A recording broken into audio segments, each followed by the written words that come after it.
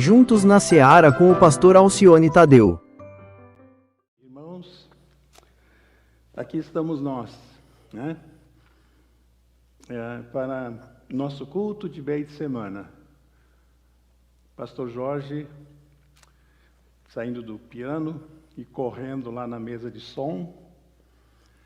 E a Clícia aqui no primeiro banco, me apoiando. Vamos em frente. Vamos em frente. É a obra do Senhor que precisa ser realizada.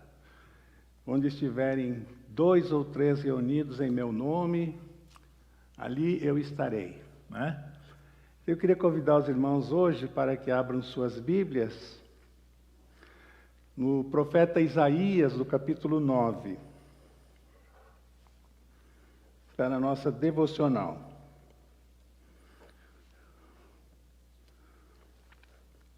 Profeta Isaías, capítulo 9, nós vamos encontrar os nomes que foram dados ao menino Jesus. Veja aí comigo, irmão, a partir do verso 6 de Isaías, capítulo 9. Diz assim a palavra, profeta Isaías, capítulo 9, versículo 6. Porque um menino nos nasceu, um filho nos foi dado, e o governo está sobre os seus ombros, e ele será chamado Maravilhoso Conselheiro, Deus Poderoso, Pai da Eternidade, Príncipe da Paz. Os nomes de Jesus. O título aqui na minha Bíblia, não sei como é que está aí, antes de começar o capítulo 9, na sua Bíblia, aqui está dizendo o nascimento do Príncipe da Paz. Como se deu o nascimento do Príncipe da Paz? Exatamente como nós lemos em Gálatas 4:4, onde a palavra de Deus diz que, mas quando chegou a plenitude do tempo, Deus enviou seu Filho, nascido de mulher, nascido debaixo da lei, a fim de redimir os que estavam sob a lei, para que recebêssemos a adoção de filhos, fôssemos adotados por Deus. Então, outro termo que a Bíblia vai usar para nós é que Jesus é o herdeiro e nós somos os co-herdeiros, né? E aqui Paulo está dizendo aos Gálatas que nós somos filhos adotivos.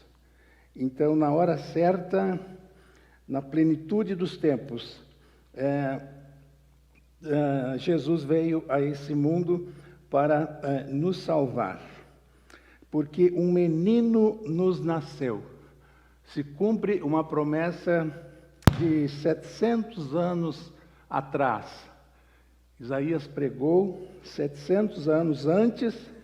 Olha também aí do lado na sua Bíblia, o capítulo 7, o versículo de número 14. O que a palavra de Deus diz sobre o nascimento de Jesus?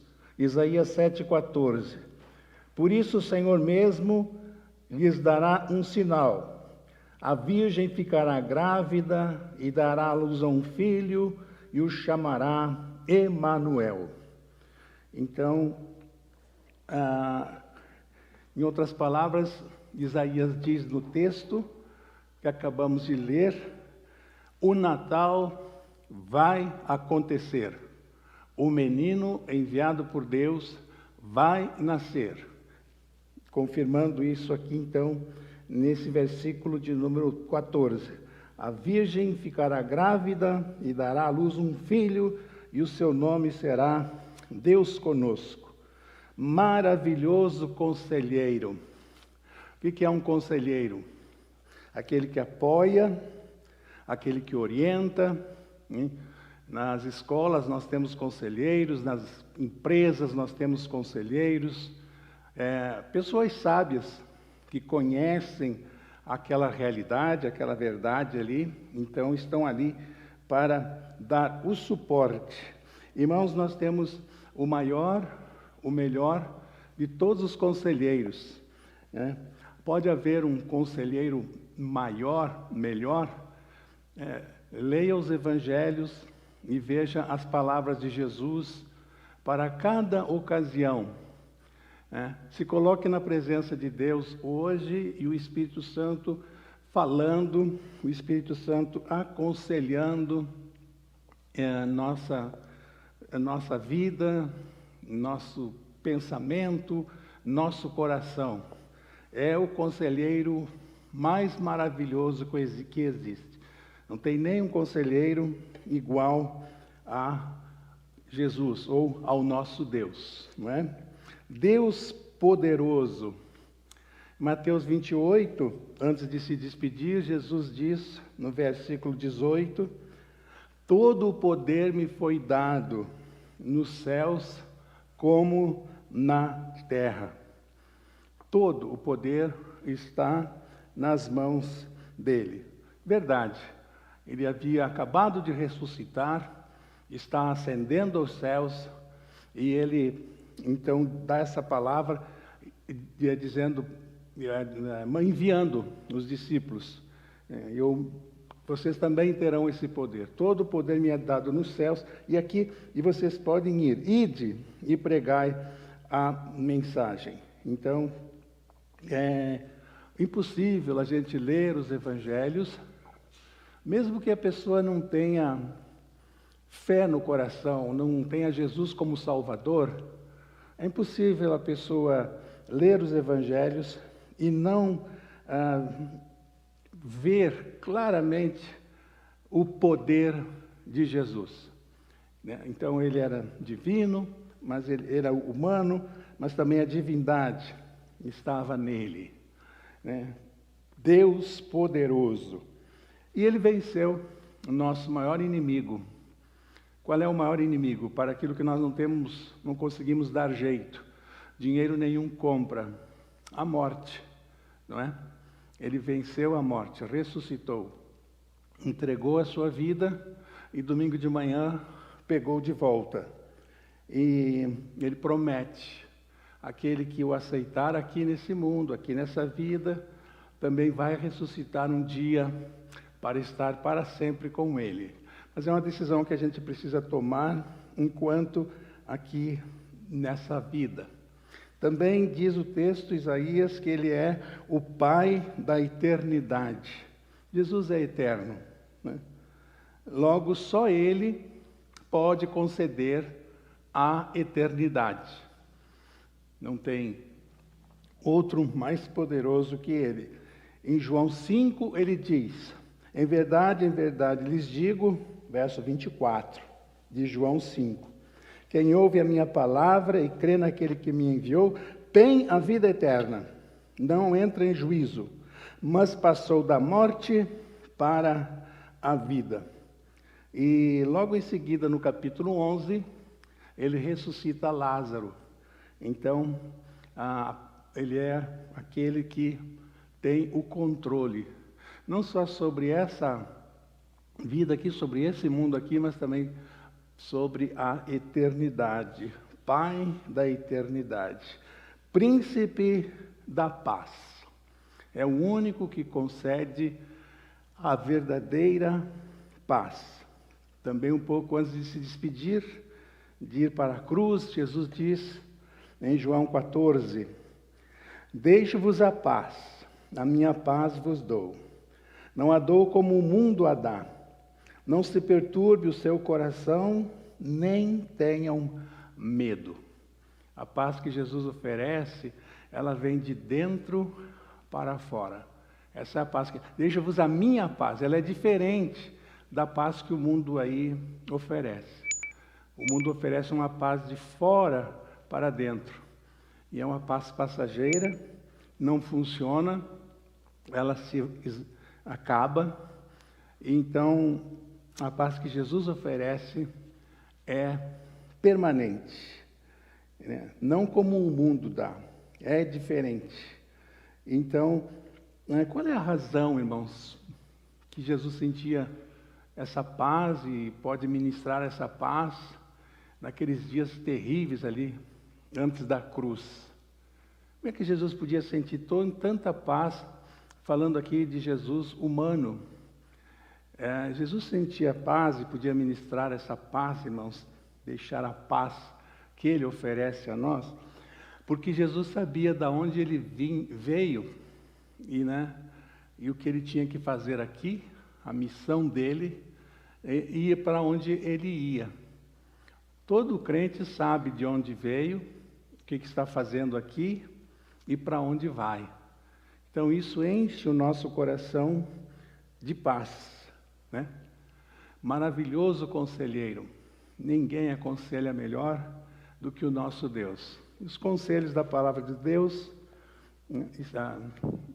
estão na Bíblia para a nossa meditação, para recebermos conselhos do alto, conselhos de Deus.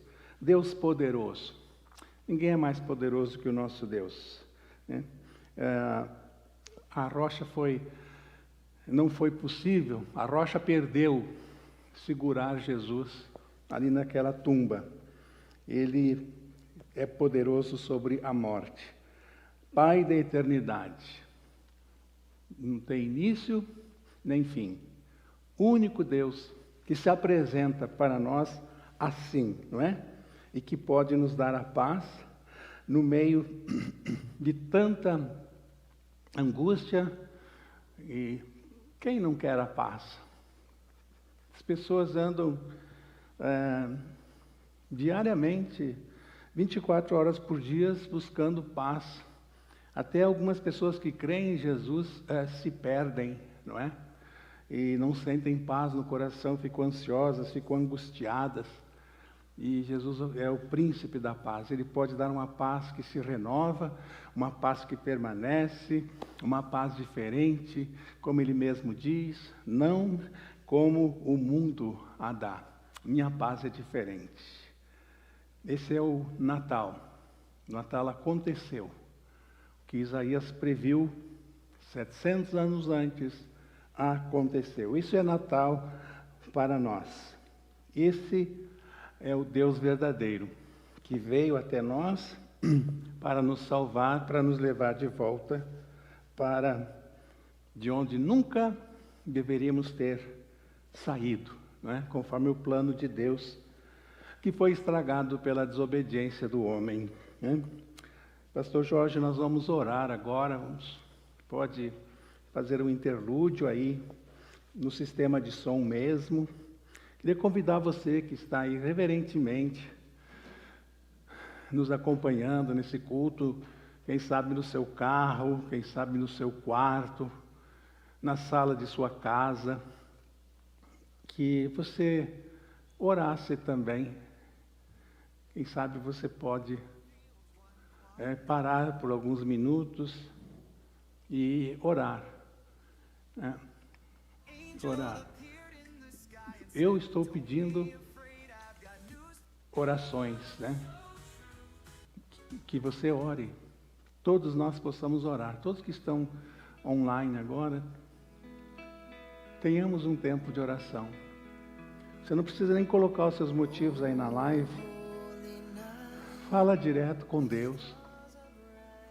Coloca diante de Deus. Faça um balanço aí do ano que está se findando. Não esqueça de agradecer as bênçãos, pedir a misericórdia de Deus para as dificuldades.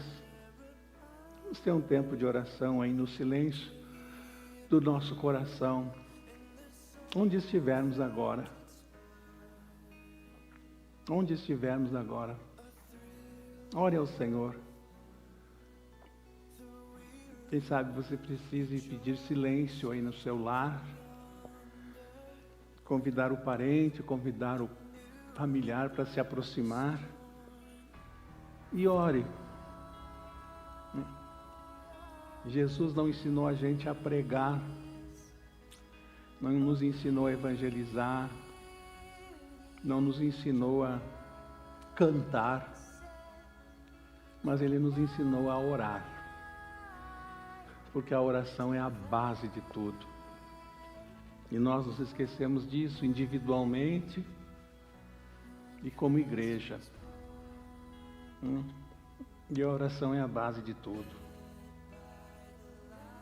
Comunhão com Deus, intimidade. Só criamos intimidade com Deus na oração ou pela oração.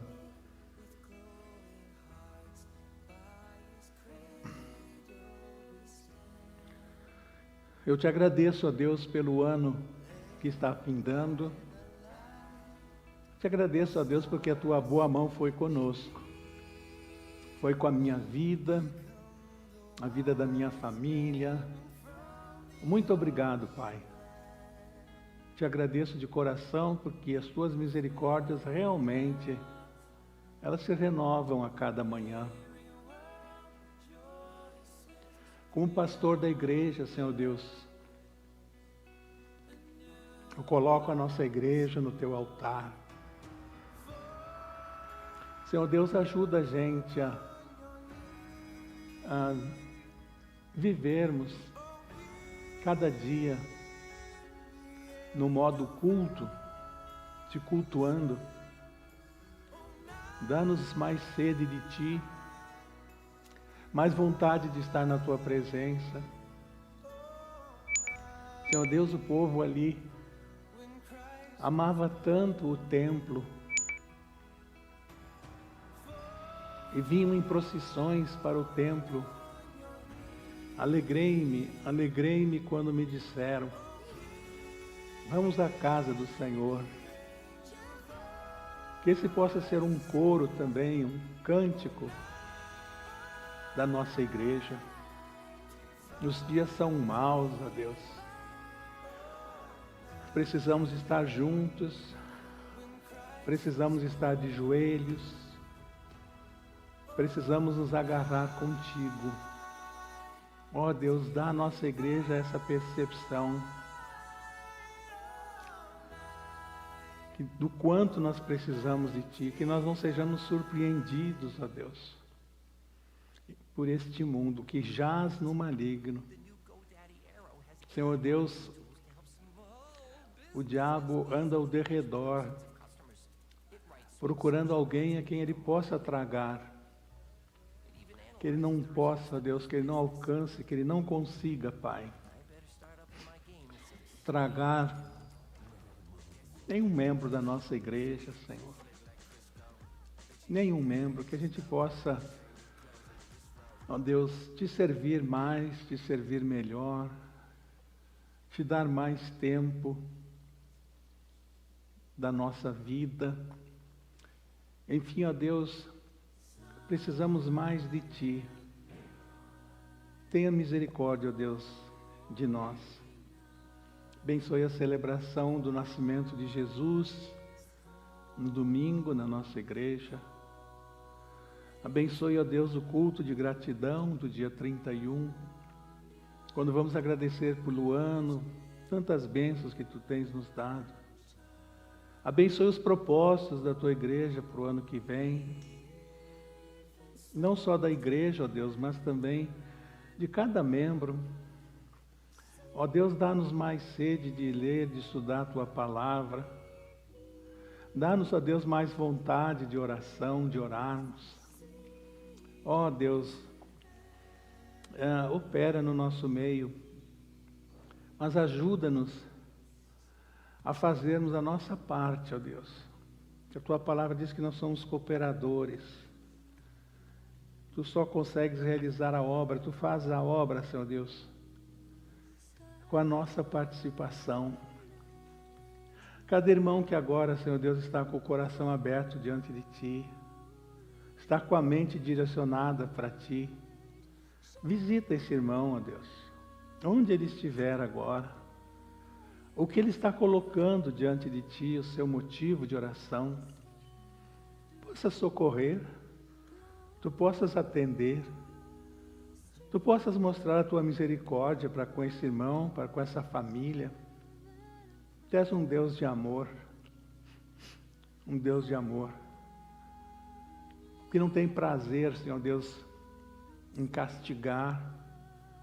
Ó Senhor, que nós possamos entender o quanto Tu és poderoso, o quanto Tu queres o nosso bem, E que a gente possa retribuir, ó Deus, com nossas vidas, com o nosso tempo, com os nossos dons.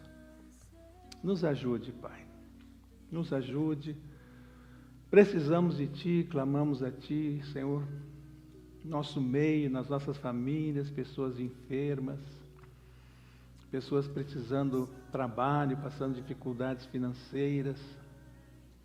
Visita todos, Pai. Socorre. Estende a mão. Faz milagres, ó Deus. A gente sabe que não merece. Mas a gente chega a Ti, ó Deus, confiados na Tua misericórdia. E nós falamos contigo em nome de Jesus, nosso Salvador amado. Sim, Senhor. Tu és o nosso maravilhoso conselheiro. Tu és o único Deus poderoso. Tu és eterno.